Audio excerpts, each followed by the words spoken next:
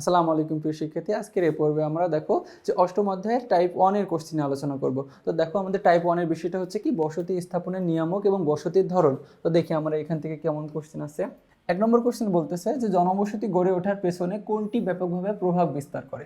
এখন দেখো যে জনবসতি গড়ে ওঠার পেছনে কোনটি ব্যাপকভাবে প্রভাব বিস্তার করে।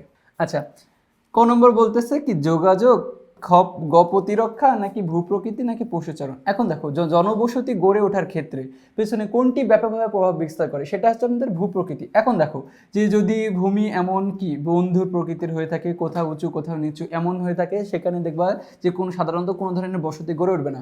কিন্তু দেখবা যে কি ভূমি সমতল এইসব অঞ্চলে দেখবা যে কি জনবসতি বেশি গড়ে ওঠে। তো তার জন্য আমরা বলতেছি জনবসতি গড়ে ওঠার পেছনে সবচেয়ে ব্যাপকভাবে প্রভাব বিস্তার করে হচ্ছে কি ভূপ্রকৃতি।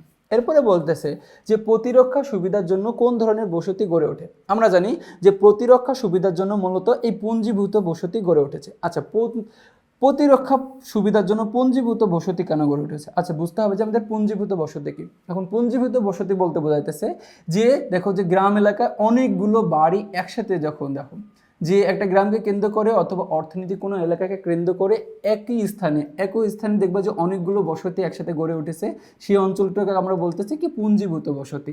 এমন অঞ্চলকে আমরা বলতেছি কি যে পুঞ্জীভূত বসতি। এরপরে 3 নম্বর কোশ্চেনে বলতেছে, তো 3 নম্বর কোশ্চেনে কি বলছে যে খাদ্য উৎপাদনের কেন্দ্রবিন্দু কোনটি। দেখো যে খাদ্য উৎপাদনের কেন্দ্রবিন্দু কোনটি, এখন আমরা বলছি গ্রাম অঞ্চল, বাজার, শহর অঞ্চল, নাকি রাজধানী। এখন আমরা জানি যে খাদ্য উৎপাদনের কেন্দ্র অঞ্চল মূলত হচ্ছে আমাদের গ্রাম অঞ্চল। তো এই গ্রাম অঞ্চল থেকেই আমাদের কি সকল ধরনের দেখো যে খাদ্য উৎপাদন হয়ে থাকে, তার মানে হচ্ছে কি ক। এরপরে আমাদের 4 নম্বর কোশ্চেন বলতেছে যে বাংলাদেশের জনপ্রতি কৃষি জমির পরিমাণ কত একর। এখন দেখো যে জনপ্রতি মানে কি আমাদের একজন মানুষ যে কৃষি জমির পরিমাণ কত একর করে পেয়ে থাকে। আমরা জানি যে 0.05 একর কি যে 0.05 একর প্রতিজন মানুষ হচ্ছে কি কৃষি জমির পরিমাণ পেয়ে থাকে। এরপরে আমাদের 5 নম্বর কোশ্চেনটা বলতেছে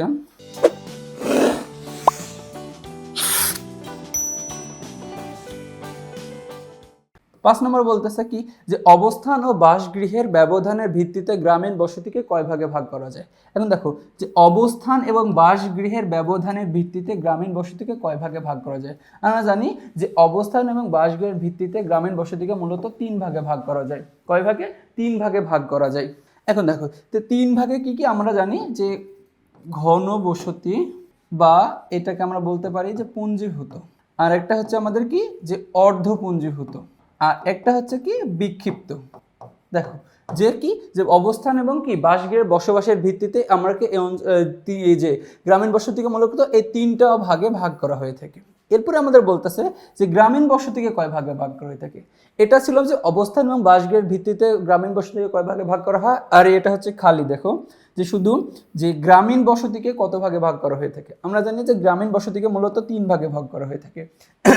একটা হচ্ছে সংঘবদ্ধ, একটা হচ্ছে অর্ধসংঘবদ্ধ, একটা বিক্ষিপ্ত, আর একটা হচ্ছে আমাদের কি আছে একটা হচ্ছে যে হ্যামলেট। আমাদের লাস্টে একটা আছে দেখবা যে হ্যামলেট।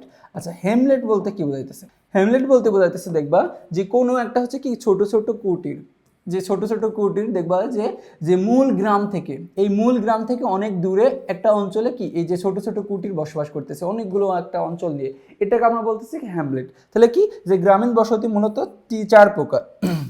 এরপরে 7 নম্বর কোশ্চেনে কি বলতেছে যে ভূমির তুলনায় জনসংখ্যা কম হলে তাকে কি বলে।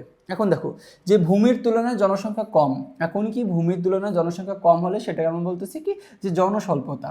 ভূমির তুলনায় জনসংখ্যা কম, এখন দেখো যে বসবাসের যোগ্য ভূমি অনেক বেশি আছে কিন্তু জনসংখ্যা কম আছে, সেটাকে আমরা বলতেছি কি জনস্বল্পতা। আর যদি বলতো যে ভূমির তুলনায় জনসংখ্যা বেশি, সেটাকে আমরা বলতেছি কি অতি জনকীর্ণতা। ঠিক আছে।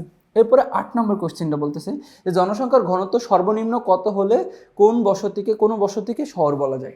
এখন দেখো যে জনসংখ্যার ঘনত্ব যদি দেখো 1500 মানে কি 1500 হয় সর্বনিম্ন, তাহলে সেই বসতিকে শহর বলা যায়। এরপর 9 নম্বর কোশ্চেনে বলতেছে যে বসতি স্থাপনে সহায়ক ভূমিকা রাখে কি যে বসতি স্থাপনে সহায়ক ভূমিকা রাখে কোনটা। 1 নম্বর বলতেছে কি যে ভূমির ধরন, 2 নম্বর কি সুপেয় পানি, 3 নম্বর হচ্ছে কি নিরাপত্তা। এখন দেখো আমরা বলতেছি যে বসতি স্থাপনের জন্য সহায়ক ভূমিকা রাখে মূলত হচ্ছে এই 3টাই কি ভূমির ধরন, সুপেয় পানি এবং নিরাপত্তা, মানে কি 1, 2 এবং 3। তো দেখো এরই মাধ্যমে আমরা কি যে এই টাইপের সকল এমসিকিউ আলোচনা করে ফেললাম। তো পরবর্তীতে তোমাদের সাথে আবার দেখা হবে, ততক্ষণ তোমরা সুস্থ থেকো, ভালো থেকো। আসসালামু আলাইকুম।